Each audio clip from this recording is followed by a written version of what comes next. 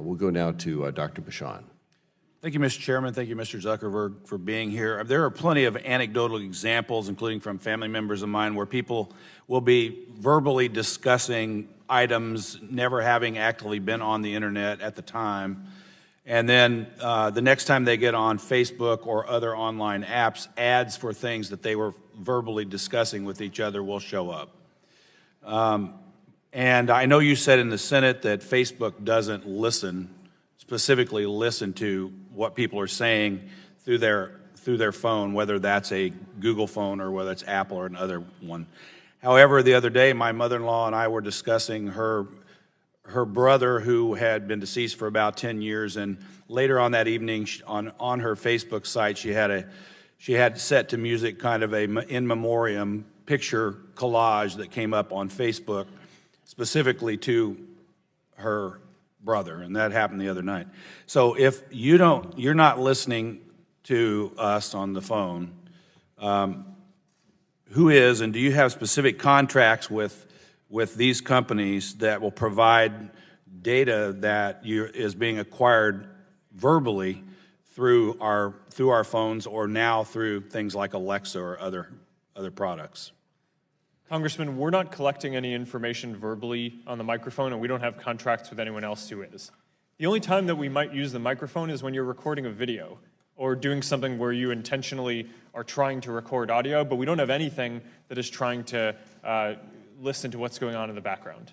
Okay, because, like I said, you've talked to people that this has happened to. My son, who lives in Chicago, him and his colleagues were talking about a certain type of suit because they're business guys, and the next day he had a bunch of ads for different suits on it when he went onto the internet. So it's pretty obvious to me that someone is listening to the audio on our phones, and that I see that as a pretty big issue. And the reason is because, and you may not be, but I see it as a pretty big issue because, for example, if you're in your doctor's office, if you're in your corporate boardroom, your office, or even personal areas of your home, that's potentially an issue. I'm glad to hear that Facebook isn't listening, but I'm skeptical that someone isn't.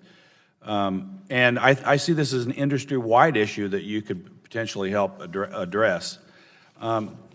And the final thing I'll just ask is that when you have, say, an executive session or whatever, your corporate board, and you have decisions to be made, do you allow the people in the room to have their phones on them? Congressman, we do. I don't think we have a policy that says that your phone can't be on. And again, I'm not familiar with, Facebook doesn't do this, and I'm not familiar with other companies that do either. My understanding is that a lot of these cases that you're talking about are a coincidence, or someone might be talking about something, but then they also go to a website or interact with it on Facebook because they were talking about it, and then maybe they'll see the ad because of that, which is a much clearer statement of the intent. Okay, because if that's the case, then, I know for convenience, companies have developed things like Alexa, and I don't want to and other companies are developing things like that. But it just seems to me that the whole point of those products is not just for your own convenience, but when you're verbally talking about things and you're not on the internet, they are able to collect information on the type of activities that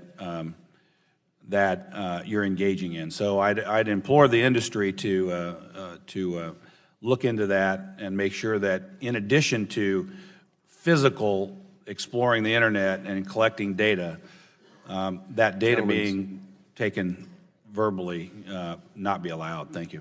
Gentleman's time's expired. Chair